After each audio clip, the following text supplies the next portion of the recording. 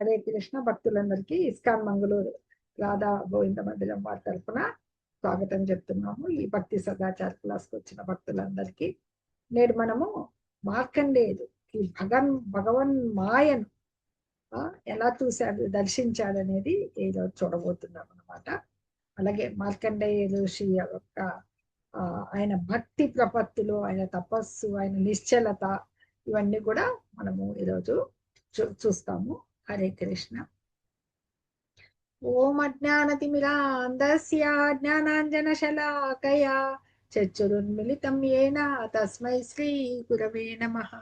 శ్రీ చైతన్యమనోభీష్టం స్థాపితం యేన భూతలే స్వయం రూప కదా మహ్యం దదాతి స్వపదాంతికం. వందేహం శ్రీగురో శ్రీయుత పదకమలం శ్రీగురూన్ వైష్ణవాంశ్చ శ్రీరూపం సాగ్రజాతం సగన రఘునాథాన్వితం తం సజీవం సాద్వైతం సావధూతం పరిజన సహితం కృష్ణ చైతన్య దేవం శ్రీరాధా కృష్ణ పాదాన్ సగన లలితా శ్రీ విశాఖాన్వితాంశ్చ. నమ ఓం విష్ణుపాదాయ కృష్ణ ప్రేష్టాయ భూతలే శ్రీమతే భక్తి వేదాంత స్వామి ఇతి నామినే. నమస్తే సరస్వతి దేవే గౌరవాణి ప్రచారిణే నిర్విశేష శూన్యవాది పాశ్చాత్య దేశతారిణే. వాంఛాకల్పతరుభ్యశ్చ కృపా సింధుభ్య ఏవ చ పతితానాం పావనేభ్యో వైష్ణవేభ్యో నమో నమః. నమో మహావదన్యాయ కృష్ణ ప్రేమ ప్రదాయతే కృష్ణాయ కృష్ణ చైతన్య నామ్నే గౌరత్విషే నమః. హే కృష్ణ కరుణా సింధో దీనబంధో జగత్పతే గోపేశ గోపికాకాంత రాధాకాంత నమోస్తుతే. తప్త కాంచన గౌరాంగి రాధే బృందావనేశ్వరి వృషభానుసుతే దేవి ప్రణమామి హరిప్రియే. జయ శ్రీ కృష్ణ చైతన్య ప్రభు నిత్యానంద శ్రీ అద్వైత గదాధరా శ్రీవాసాది గౌర భక్త బృంద. హరే కృష్ణ కృష్ణ కృష్ణ హరే హరే, హరే రామ రామ రామ హరే హరే. హరే కృష్ణ కృష్ణ కృష్ణ హరే హరే, హరే రామ రామ రామ హరే హరే. హరే కృష్ణ కృష్ణ కృష్ణ హరే హరే, హరే రామ రామ హరే హరే. భక్తులందరికీ మరొకసారి స్వాగతం అండి. చక్కటి ఈరోజు మనము ఇది చూడబోతున్నాం కదా.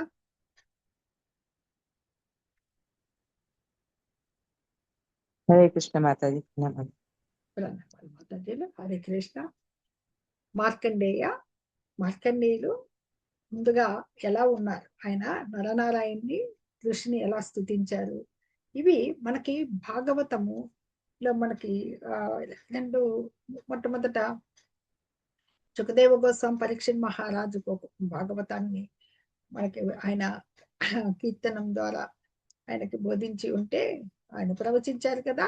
అలాగే అక్కడ ఉన్న సూత గోస్వామి నైమిషారణ్యంలో ఋషులకు చెప్పినప్పుడు ఒకసారి ఈయన అడుగుతాడనమాట. ఏమిటంటే శౌనక ఋషి వాళ్ళ అధ్యక్షుడు ఎవరు, నైమిషారణ్యముల ఋషుల అధ్యక్షుడు శౌనక ఋషి. ఆయన అడుగుతాడు, ఓ సూత గోస్వామి, నువ్వు చిరంజీవి కమ్ము, ఓ సాధు పురుషుడా, భక్తులలో శ్రేష్ఠుడు ఆయన్ని.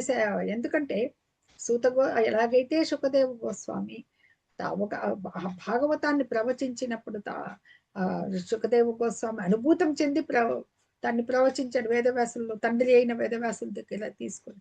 అదే విధముగా అయినా కూడా సూత గోస్వామి తాను ఏదైతే యథాతథంగా అనుభూతం చేసుకున్నాడో అది ప్రవచిస్తూ ఉంటాడు. కాబట్టి ఆయన ద్వారా వింటూ ఉన్నారు వీళ్ళు నైమిషారణ్యంలో ఋషులు. నువ్వు భాగవతం చెప్తూ ఉన్నారు కదా, మాకు ఇంకా మార్గం చూపిస్తున్నావు కదా, ఈ అజ్ఞాన అంధకారంలో మేము తిరుగుతూ ఉన్న జనులకి మార్గం చూపగలిగి ఉన్నావు. అదే విధంగా సూత గోస్వామిని ఈయన శౌనక ఋషి అడుగుతారనమాట, భృకండుని. ఎందుకంటే మన మార్కండేయ మహాముని తండ్రి పేరు భృకండ మహర్షి. ఆ భృకండుని తనయుడగు మార్కండేయ ఋషి చిరంజీవి అని ప్రామాణికులంతా చెప్తా ఉన్నారు. ఆ బ్రహ్మదేవుని పగలు పూర్తయిన తర్వాత ఈ విశ్వం ఒక పగలైన తర్వాత ఒక చిన్న ప్రళయం వస్తుంది కదా, మొత్తం ఆయన 100 సంవత్సరాల ఆయుష్ తర్వాత మహాప్రళయం వస్తుంది. అప్పుడు విశ్వాలన్నీ వెళ్ళిపోతాయి. దైవలోకాలు మాత్రం భగవంతుడి లోకం మాత్రం ఉంటుంది. అంత బ్రహ్మతో సహా అందరూ భగవంతుడి దగ్గరికి వెళ్ళి ఆయన యొక్క ఆ దగ్గర ఆయన గర్భంలో ఉంటారు. అందుకని విశ్వం ప్రళయ జలాల్లో మునిగినప్పుడు ఆయన ఉన్నాడు. ఎవరు? చిరంజీవి కదా, మార్కండేయ ఋషి. కానీ ఆ భృగు వంశీయుడగా మార్కండేయ ఋషి బ్రహ్మదేవుని ప్రస్తుత కల్పం నందే ఈయన వంశంలోనే పుట్టాడంట. ఎవరు? శౌనక ఋషి. నా వంశం నందే జన్మించాడు. ఈ ప్రస్తుత కల్పంలో ఇంతవరకు ప్రళయం రాలేదు, వైవస్వత మన్వంతరం వచ్చింది.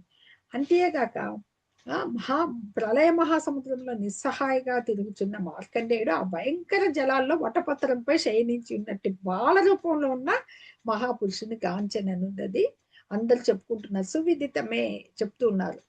వసుతుడా, ఈ మార్కండేయుని విషయమున మిక్కిలి భ్రమితుడను కుతూహలం కలవాడనైతిని. అంటే మన్వంతరాలు అయిపోయింది, 7వ మన్వంతరం జరుగుతుంది, మహాప్రలయం ఇంకా రాలేదు. రానప్పుడు ఈయన ఎలా దర్శించగలిగాడు? కాబట్టి వసుత గోస్వామి, నువ్వు సమస్త పురాణాలు ఎరిగిన వాడివి కాబట్టి నాకు దయచేసి నా సంశయాన్ని నువ్వు నివారించు అని చెప్పి అడుగుతాడు అనమాట. అడిగితే సుత గోస్వామి చెప్తాడు ఏమని, ఓ మహర్షి శౌనక, నీ ప్రశ్న అందరి భ్రమలు తొలగిస్తోంది. ఎందుకంటే కల్మషాన్ని, కలియుగం రాబోతుంది కదా, హరించేది నారాయణుని కథకి చెప్పింది. మహాభాగవతం ఏంటి? అమల పురాణం భగవన్ లీలలతో నిండి ఉన్నది. భక్తియుత సేవ భగవన్ లీలలు, ఇందులో ఒక భగవన్ లీల అనమాట. నారాయణ కథకే ఆయన అది సంబంధించిన భగవంతుడి మాయ ఎలా ఉంటుందని. మనకి జన్మాద్యస్య యతోన్వయాది తరత చాతేష్వభిజ్ఞస్వర తేనే బ్రహ్మ హృదయ ఆది కవయే సూరయే ముహ్యంతి యత్సూరయ అని వస్తుంది చూడండి. దేవతలకి మునులకి కూడా భ్రాంతిని కలగచేయదు. అది ఆ భ్రాంతి అనేది ఎలాగా అనేది ఇప్పుడు అప్పుడు అందరికీ మోహాన్ని కలిగించే ఆ భగవంతుంది. అది కల్మషాన్ని హరించేది నారాయణ కథకు సంబంధించింది. నువ్వు అడిగిన ప్రశ్న అది అని చెప్పి చెప్తారు. ఆయన గురించి ఇప్పుడు చెప్తారు. మార్కండేయ ఋషి యొక్క లక్షణాలు ఎలా ఉండేటివి. తండ్రి చేతనే ఎవరు పుట్టిన తర్వాత ఉపనయనం వరకు అన్ని సంస్కారాలు మనకి ఉంటాయి. తప్పకుండా కర్మకాండ ఉంటుంది కదా, సంస్కారాలు చే పవిత్రుడైన పిమ్మట ముందు ఆ మార్కండేయుడు వేద మంత్రాలను అధ్యయనం చేసి ధర్మ నిరతుడయ్యాడు అనమాట. తదుపరి ఏం చేశాడు? తపస్సు స్వాధ్యాయనమునందు పురోగమించి నైష్టిక బ్రహ్మచారి అయ్యాడు అనమాట. తర్వాత ఆ శాంతుడు ఆయన జటాధారి వల్కలం ధరించిన వారిగా గోచరిస్తూ, ఋషి ఎలా ఉంటారు? దండక మండలాలు, ఉపవీతము ఇది వేసుకుంటారు కదా, బ్రహ్మచారి మేఖలము, కృష్ణాజినము, చింకజర్ము, అక్షమాల, కుశగ్రాసము పట్టిన వాడై ఆధ్యాత్మిక ప్రగతిని సాధించాడనమాట. ఈ పవిత్రమైన సంధ్యల యందు అతడు పవిత్రమైన త్రిసంధ్యలు ఉంటాయి కదా, అగ్ని, సూర్యుడు, గురువు, బ్రాహ్మణులు, హృదయమందలి పరమాత్మ, ఈ 5 రూపాల్లో భగవంతుని ఆరాధించాడు అనమాట. ఇది మార్కండేయుడు. ఈ ప్రొద్దున సాయంత్రం అతడు భిక్షకై వడలి లభించిన భిక్షాన్నాన్ని గురువుకి సమర్పిస్తూ ఉండేవాడు అనమాట. కేవలం గురువు అనుమతించినప్పుడే అతడు రోజుకు ఒక్కమారు మౌనంగా పూజ చేసేవాడు, దేంతో ఉపవాసం చేసేవాడు అనమాట. ఈ విధంగా తపో వేదాధ్యయనంలో ఎంతో నిష్ణాతుడయ్యాడనమాట. కోట్ల కొద్ది సంవత్సరాలు ఋషికేశుని అర్చించాడనమాట. ఈ రకంగా అతడు అజేయమైన మృత్యువుని జయించాడనమాట. ఈ బ్రహ్మదేవుడు ఇది చూసిన తర్వాత ఇక్కడ బ్రహ్మదేవుడు, భృగు మహాముని, శివుడు, దక్ష ప్రజాపతి, బ్రహ్మతనయులు, మానవులు, దేవతలు, పితృదేవతలు, భూతములు అంతా కూడా మొత్తం ఆ మార్కండేయ ఋషి సాధించిందని చూసి అంతా ఆశ్చర్యచకితులవుతారనమాట. అయితే తదుపరి ఈ రీతిగా ఈ భక్తి యోగ మార్కండేయుడి తపస్సు, వేదాధ్యయనం, ఆత్మ నిగ్రహం ద్వారా కఠోరమైన బ్రహ్మచర్యాన్ని పాటిస్తారు కదా. ఆ విధంగా అప్పుడు ఏమైతుంది? మనసు పవిత్రీకరణ అయినప్పుడు క్లేశరహితమైన చిత్తం, ఏది అంతర్ముఖం, అధోక్షజుడు అయిన భగవంతుడిని ధ్యానించాడు అనమాట. ఆయన ఇంద్రియాలు ఎప్పుడు జయింపబడితే ఇంద్రియాలకు అతీతుడైన వారు అధోక్షజుడు, ఇంద్రియాలకు అధిపతి హృషికేశుడు. అది భగవంతుడికున్న పేర్లవి. అధోక్షజుడైన భగవంతుణ్ణి ధ్యానించాడు అనమాట. ధ్యానించిన పిదప ఈ మహాయోగ సాధంతే అలా చిత్తాన్ని కేంద్రీకరించుకుంటే 6 మన్వంతరాలు జరిగిపోయినాయి. జరిగిన తర్వాత 7వ మన్వంతరంలో ఇంద్రుడికి కొద్దిగా భీతుడైతాడు అనమాట. ఏంటి ఇంత తపస్సు చేస్తున్నాడు, ఆ తపస్సుకు విఘ్నం కలిగించాలి అని చెప్పేసి గంధర్వుల్ని ఇంద్రుడి పని మనకు తెలుసుగా, విశ్వామిత్రుడికి మేనకను పంపిస్తారు. ఋషులు ఎవరు తపస్సు చేసినా ఎవరికి తన ఇంద్ర పదవికి వస్తుందన్న మామూలుగా ఏ ఉద్దేశంతో వీళ్ళు చేస్తున్నారు అనే భయంతో విఘ్నం కల్పించే చూస్తారు అనమాట. ఈ ఋషి తపస్సును పాడు చేసేకి మన్మధుల్ని, గంధర్వుల్ని, అప్సరసల్ని, వసంతం, అలాగే మలయమారతం, చక్కటి వసంత కాలంలో ఎలా వస్తుంది మందమారుతారు, అలాగా అవి తన యొక్క లోభ మదం దానిలో ఆ కోరికలతోనే పంపించాడు అన్నమాట. అక్కడ అంటే ఏం చెప్తున్నారు, శౌనక ఋషికి చెప్తున్నారు సూత గోస్వామి, ఎక్కడున్నాడు ఈయన, ఎక్కడ చేస్తున్నాడు? చిత్రశిల అనే దగ్గర పుష్పభద్ర నది ఉందంట, హిమాలయ ఉత్తర వైపు. అది అక్కడ మార్కండేయ ఋషి ఆశ్రమం ఉందన్నమాట. ఆ పుణ్యాశ్రమం, ఆయన యొక్క మార్కండేయ ఋషి పుణ్యాశ్రమం ఎలా ఉందని వర్ణిస్తున్నారంటే, ఎంత అలంకృతమైపోయింది, అంత చక్కటి తీగలు లతలతో, జలాశయాలతో, ఎంతో మంది బ్రాహ్మణులు ఉంటారు అక్కడ. చక్కటి ఇవి జంకారాలు చేస్తున్న పూలు అవి ఉంటాయి కదా, భ్రమరాలు, కోకిల కూజితాలు, ఆశ్రమం అంతా ప్రదేశి నెమలు కేంకారాలు ఉంటాయి, నాట్యం ఆడుతూ ఉంటాయి అన్నమాట. అంత అద్భుతంగా ఆశ్రమం ఉంటుందన్నమాట అక్కడ. అప్పుడు వసంత ఋతువు అలా వస్తుంది. ఎందుకు పంపించాడు కదా ఇంద్రుడు, ఆ వాయువు అంటే మంచి సుగంధమైన వాయువు అనమాట, అట్రాక్ట్ చేసేదానికి అనమాట. ఎందుకంటే ఆ యొక్క కామ వేగాన్ని పెంచేదానికి. ఇదంతా ఇలాంటి ఋషులకు కాదు, కానీ అలాంటి వాతావరణం తీసుకొచ్చేసాడు ఇక్కడ. అప్పుడు వసంతం వచ్చేసింది, ఎవరు మార్కండేయ ఆశ్రమంలోకి వచ్చేసింది అనమాట. సాయంత్రం అయ్యేసరికి చక్కటి చంద్రోదయం అయిందనమాట. పూలన్నీ వికసించేసరికి ఈ స్వర్గలోకాలకంతరికి తర్వాత మన్మధుడు అక్కడికి వచ్చి వీళ్ళు సంగీత వాద్యాలతో నృత్యాలు మొదలు పెట్టారు, అప్సరసలు అనమాట. అప్పుడే ఈయన ఏం చేశాడు, యజ్ఞంలో ఆహుతుల్ని ఇచ్చి ధ్యానం నందు ఆయన నెలకొని కూర్చొని ఉంటాడు అనమాట మార్కండేయ ఋషి.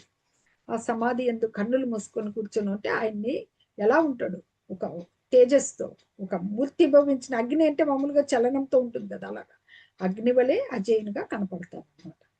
ఋషి ఎదుట మామూలుగా అప్సరసులంతా నృత్యం చేస్తారు, వీణానాద గాయకులు గానం, వీణలన్నీ అన్ని వాళ్ళు వాయిద్యాలు తెచ్చుకున్నారు కదా, గానం చేస్తారు.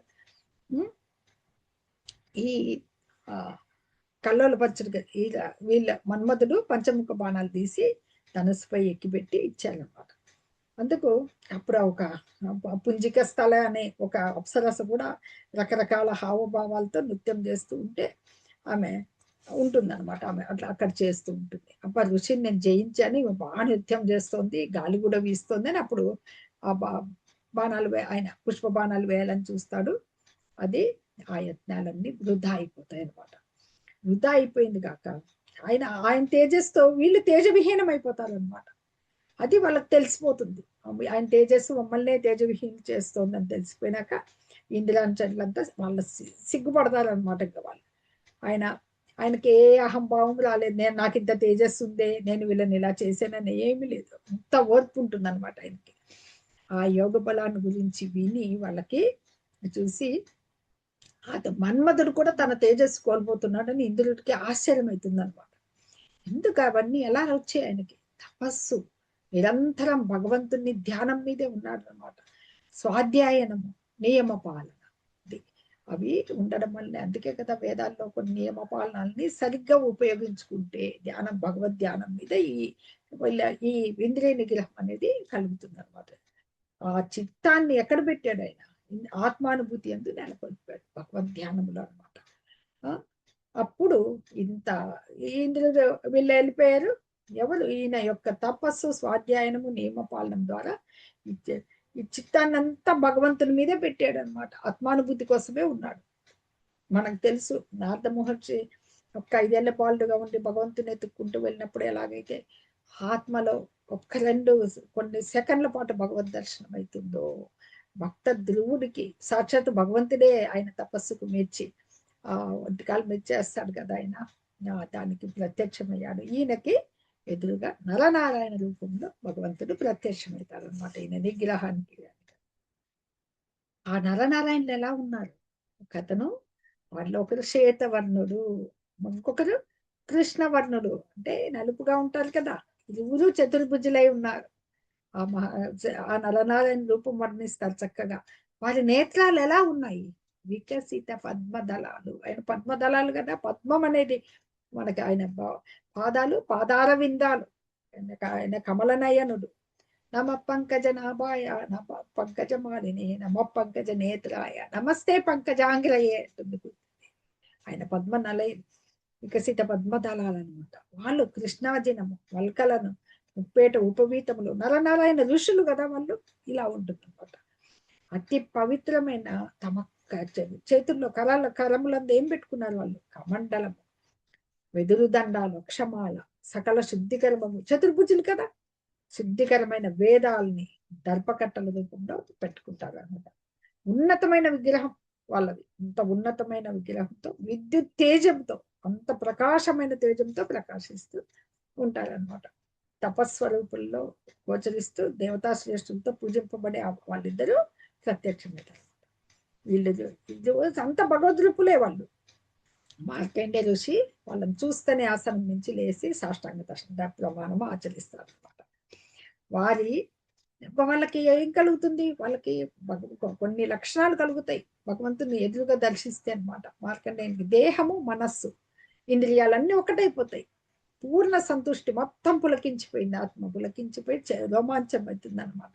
కళ్ళల్లో అశ్రుపూర్ణాలు అయిపోతాయి అనమాట. పారవశ్యంతో అన్ని ఎప్పుడైతే కళ్ళల్లో భగవంతుడు దర్శించగానే అశ్రుపూర్ణం అయితే మనకు మసకు వస్తుంది కదా, సరిగ్గా దర్శించలేమన్నమాట.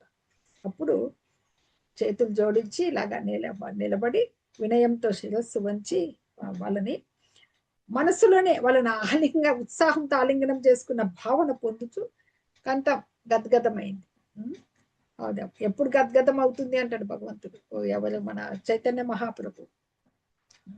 వదనం గద్గద హృదయాగిర పులకైలు నిశ్చిత వప్పు కదా తవ నామగ్రహణే భవిష్యతి అంటాడు. ఎప్పుడవుతుంది నాకు అలాగా? అలా అయిపోయింది ఈయనకి గద్గద కంఠంతో, మీకు నా వందనాలు అని పదే పదే చెప్తున్నాడు అనమాట. సడన్ గా భగవంతుడు ప్రత్యక్షమైతే చేసేది అదే కదా, భక్తితో నిండిపోతుంది, శరీరం పులకితమైపోతుంది.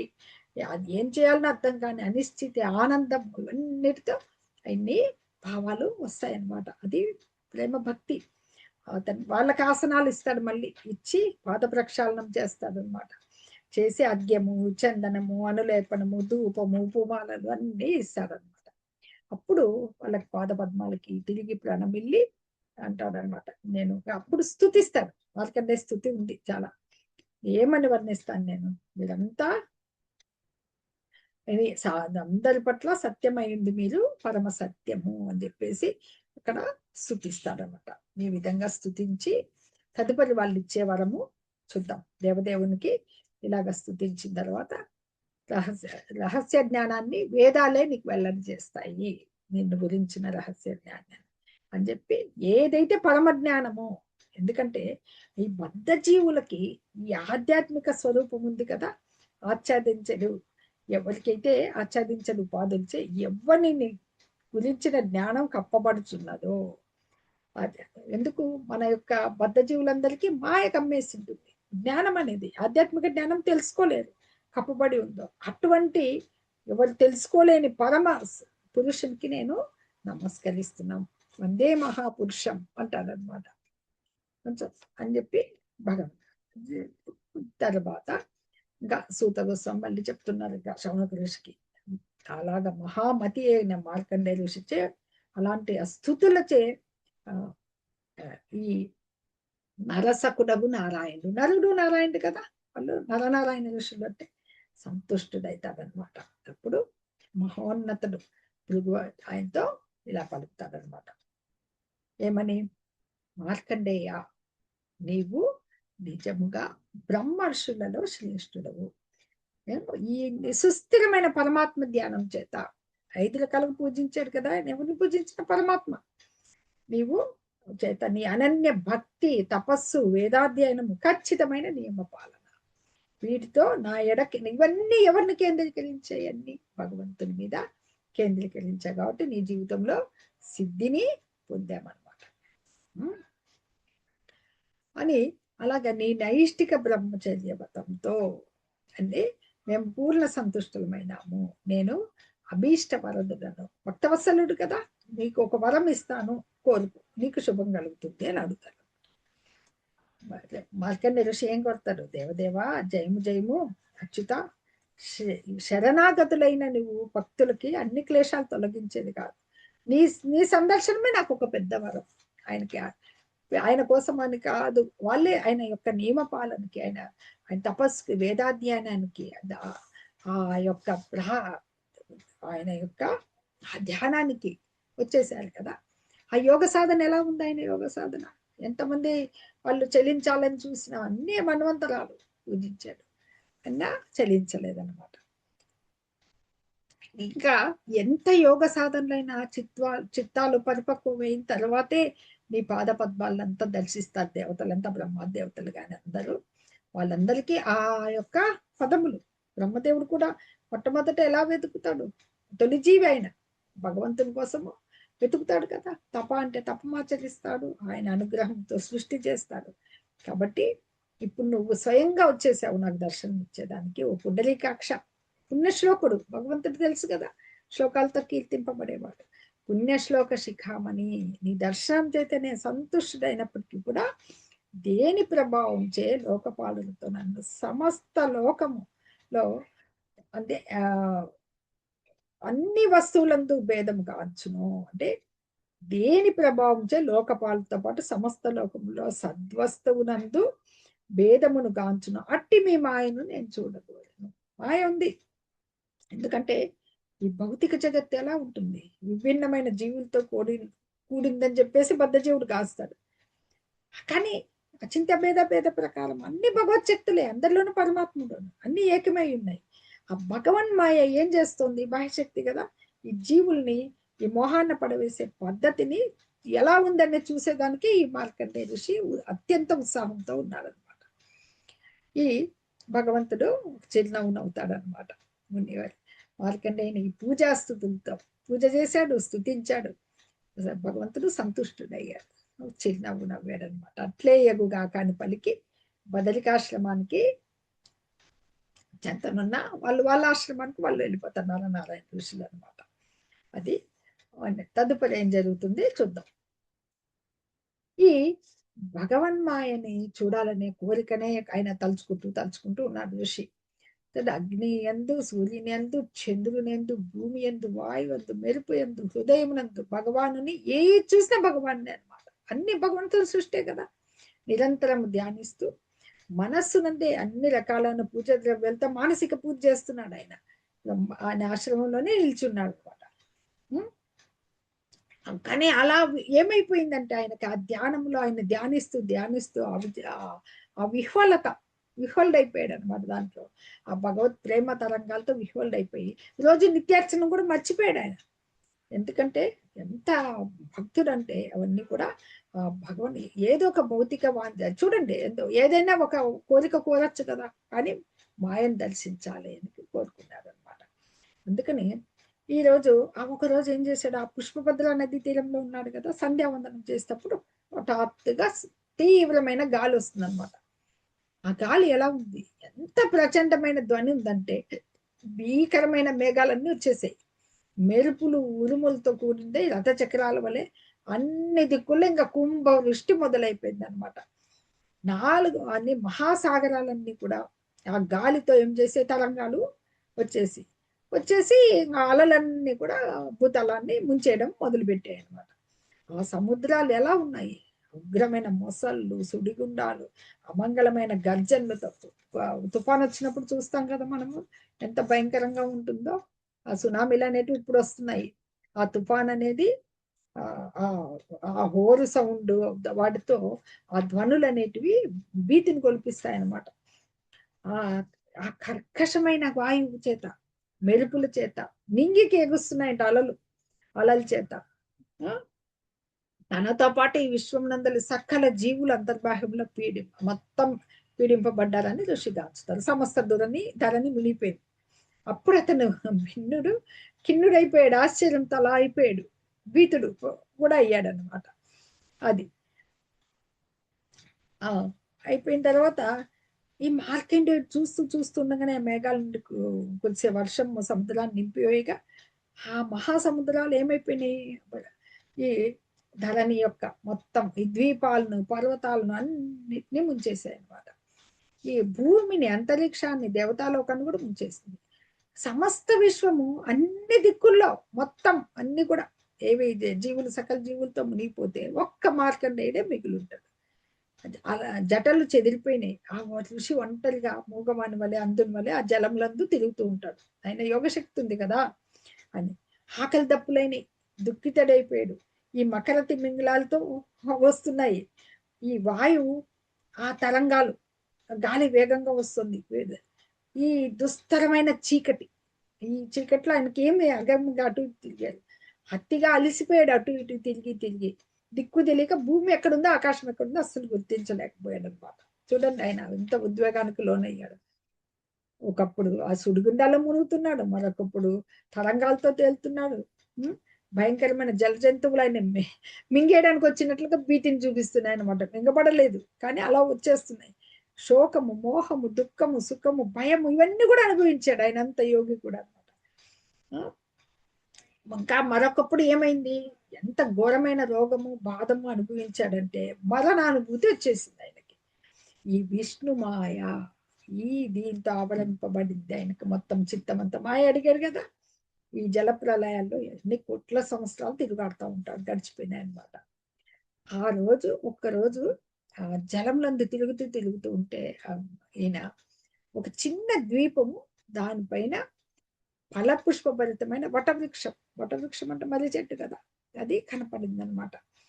ఆ వృక్షం యొక్క పైన భాగంలో ఒక శాఖపై పత్రపు టంచులో శయనించి ఉన్న ఒక శిశువు అతనికి కనపడ్డారు అనమాట. ఆ శిశువు ఎంత తేజస్సుతో ఉన్నాడంటే అంధకారం అంతా చల్లా చెదరైపోతుంది అక్కడ.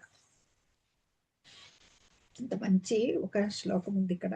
మహామరకత శ్యామం శ్రీమద్వదన పంకజం కంబుగ్రీవం మహోరస్కం సునసం సుందర భ్రువం శ్వాసైజదలకాభాతం కంబు శ్రీకర్ణదాడిమం విద్రుమాదర భాసేష ఛోనాయిత సుధాస్మితం పద్మగర్భారుణాపాంగం హృద్యహాసావలోకనం శ్వాసైజద్వలి సంవిఘ్న నిమ్ననాభిదలోదరం చార్వంగులిభ్యాం పాణిభ్యాం ఉన్నీయ చరణాంబుజం ముఖే నితాయ విపేంద్రో దయం తం వీక్ష విస్మితుడయ్యాడు. ఆ శిశువు యొక్క వర్ణిస్తున్నారు ఎలా ఉన్నారని. శ్యామల వర్ణము, నిర్మల మరకతమణి రంగు వలె ఉండింది. తణుపులో ఉన్న ఎలా ఉంది, మరకతమణులు ఎలా ఉంటాయి, ఆకుపచ్చ రంగులతో తేలితే ఉంటుంది. ముఖమండలం ఎలా ఉంది, సౌందర్య నిధితో తేజస్తో వెలుగుతోంది. కంఠము శంఖం వలె, శంఖానికి ఇలా ఉంటాయి కదా రేఖలు, ఎంత తెలుపులో ఉంటుంది శంఖం, ఆఫ్ వైట్ లో అలా రేఖలు ఉన్నాయంట.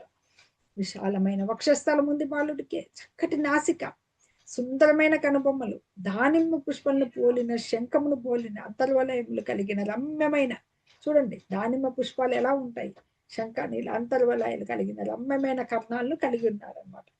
కనుకొలకలు పద్మకర్ణిక వలె ఎర్రగా ఉన్నాయి. అదరాలు, పెదవులు, పగడాలు ఎలా ఉంటాయి అలాంటి పగడముల తేజము. అతని దరహాసం అంత సుందరంగా ఉందట. దరహాసం అమృతమయం, మనోహరమైన ఆ దరహాసం. శ్వాసించేటప్పుడు కేశాలు ముంగుళ్ళు కొంచెం కదులుతున్నాయంట. వటపత్రాన్ని పోలిన ఉదరం పైన చలించేది ముడతలచే లోతైన నాభి వంక తిరుగుతోంది. ఆ శిశువు తన పాద పద్మాన్ని తన సుందరమైన వేళ్లతో నోట్లో అస్తములతో పట్టుకొని, కాలి బొట్టన వేలును తన నోటిలో పెట్టుకొని పానం చేయటం చూసి ఆ మార్కండేయ ఋషి ఆశ్చర్యచకితుడయ్యాడు అనమాట. ఎందుకంటే భగవంతుడే ఆ శిశువు, దేవాది దేవుడు. ఎంతమంది భక్తులు నా పాద అమృతానికై అరులు చేస్తున్నారు, ఆ అమృతాన్ని నేను కూడా కొంచెం రుచి చూస్తాను అని చెప్పి తలచినట్లుగా శ్రీల విశ్వనాథ చక్రవర్తి ఠాకూర్లు భాగవతానికి వ్యాఖ్యాత ఆయన వ్యాఖ్యానించారంట. రూపధారి అయి తన కాలు బొట్టను వేలిని పానము చేయజాగారనమాట. ఆ బాలుని చూసినాం అంతసేపు ఏమున్నాయనకి భీతి, భయము, దుఃఖము, ఆకలి, దప్పులు అన్ని కూడా అవన్నీ కూడా తొలగిపోయినాయి అన్నమాట. మహదానందం అయిపోయింది. నయన కమలాలతో పాటు ఆయనకి హృదయంలో కూడా ఏమైపోయింది, మొత్తం వికసించింది, మొత్తం జ్ఞానం రోమాంచితమైపోయి ఆ అద్భుత బాలుని అయితే గుర్తించడానికి కలవరపడ్డాడు. దగ్గరికి వెళ్ళాడు అనమాట. అడిగి వెళ్ళినప్పుడు ఆ బాలుడి ఉచ్ఛ్వాసంతో ఏమైపోయింది, మార్కండేయుడు దోమలాగా ఆయనలో వెళ్ళిపోయాడు శరీరంలోకి. అప్పుడు సమస్త విశ్వము ప్రళయానికి ముందు ఎలా ఉందో చూశాడు. మనకి ఇక్కడ ఏం గుర్తొస్తుంది, ఒక కారణోదక ఉచ్ఛ్వాస నిశ్వాసాల నుంచి మొత్తం ఎన్ని వస్తున్నాయి, విశ్వాలన్నీ ఎలా వస్తున్నాయి, నిశ్వాసంలో వెళ్ళిపోతున్నాయి. అలాగా ఆయన ఉచ్ఛ్వాసంలో లోపలికి వెళ్ళిపోతే పూర్వం ఉన్న మొత్తము తను ఏ స్టేజిలో ఉన్నాడో, ఎప్పుడు ఆశ్రమంలో ఎలా ఉన్నాడో అలాగే ఉండే చూసి విమోహితుడు విస్మితుడై గుర్తుంది ఆయనకి. యథా ప్రకారం ఉందన్నమాట. ఆకాశము, స్వర్గభూలోకాలు, నక్షత్రాలు, పర్వతాలు, సముద్రాలు, దీపాలు, వర్షాలు, సకల దిక్కులు, సురాసుర జీవులు, అరణ్యాలు, దేశాలు, నదులు, పురములు, గనులు, గ్రామములు, రజములు, వర్ణాశ్రములు, వాటి వృత్తులనే సమస్త విశ్వాన్ని ఆయన ఋషి కదా అంతా చూశాడు అనమాట. మూలభూతాలు, వాటి గౌణ పదార్థాలు అన్ని నానాయుగ కల్పాన్ని నియంత్రించేది కాలాన్ని కూడా చూశాడు. మొత్తం జీవనయాత్రలో ఉపయోగపడేందుకు సృజించిన సమస్తాన్ని తన ఎదుట ప్రకటమైంది చూశాడు. మళ్ళీ హిమాలయ పర్వతాలు, పుష్పభద్ర నది, నరనారాయణ ఋషి దర్శనం స్థానం, తన ఆశ్రమానికి వచ్చి దర్శనం ఇచ్చాడు కదా, అది కూడా చూస్తుండగా మళ్ళీ ఆ శిశువు యొక్క నిశ్వాసం ఊపిరితో ఆయన మళ్ళీ బయటకు వచ్చేసాడు. మళ్ళీ ప్రళయ సముద్రంలో పడ్డాడు అనమాట. అప్పుడు తిరిగి మళ్ళీ ఏం చూశాడు, ఆ సముద్రంలో చిన్న ద్వీపంపై పెరిగిన వటవృక్షము, అందులో శయనించి వటవృక్షంలో పత్రమునందు శయనించిన శిశువుని కాంచాడు అనమాట. అప్పుడు అతన్ని చూడడంలోనే తన కళ్ళతోనే పానం చేసేసాడు అనమాట. తను చూడక అతను తన కన్నుల ద్వారా హృదయంలోకి తీసుకున్నాడు అనమాట. అప్పుడు యోగాధీశుడు అయిన భగవంతుడు అందరి హృదయాలు ఉన్న పరమాత్మ, దాక్కునున్న పరమాత్మ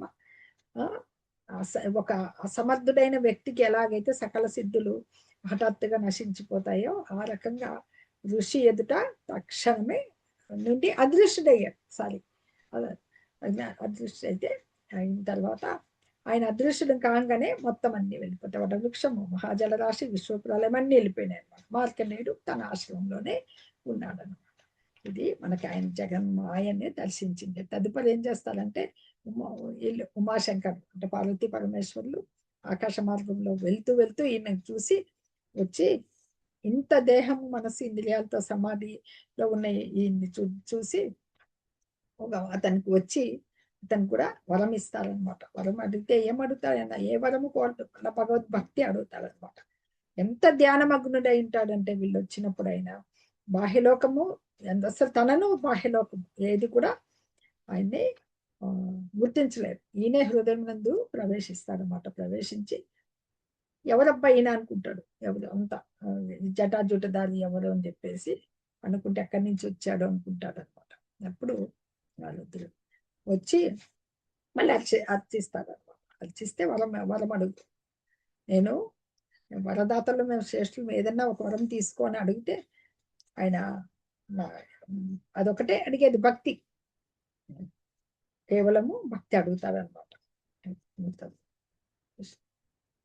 ఏం చెప్తాడంటే ఏమి ప్రణమిల్లి స్తోత్రం చేస్తారు కాబట్టి నాకు కేవలము భగవంతుని భక్తి అడుగుతాడు అనమాట.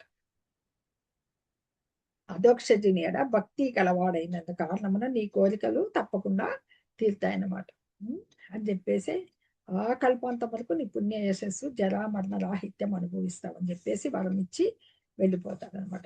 అది ఈ రకంగా వరమలు నొసిగి శివుడు ఆ ఋషి కార్యాలని, ఆయనకు అనుభూతమైన విష్ణుమాయా వైభవాన్ని పార్వతీదేవికి చెప్తాడనమాట. ఇలా వివరిస్తూ వాళ్ళు వెళ్ళిపోతారనమాట. ఈ భృగు వంశీయులలో శ్రేష్ఠుడైన మార్కండేయ ఋషి ఈ మహాయోగ సిద్ధి కాలంలో మహామాన్వితుడై ఉన్నాడు అనమాట.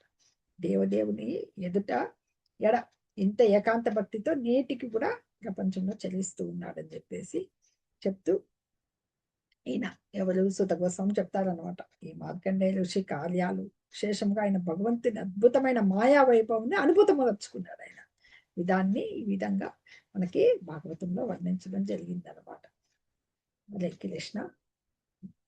ఎవరైతే ఈ మార్కండేయ ఋషి చరిత్రం భగవాన్ని దివ్య ప్రభావం వర్ణిస్తుంది. ఇది వర్ణించేవాడు వినివాడు కామ్యకర్మపై వాంఛపై ఆధారపడి ఉండే సంసారంలో తిరిగి అన్నడు పడబోడు అని చెప్పేసి ఫలశ్రుతి మనకి ఇక్కడ చెప్తోంది. హరే కృష్ణ. భక్తులందరికీ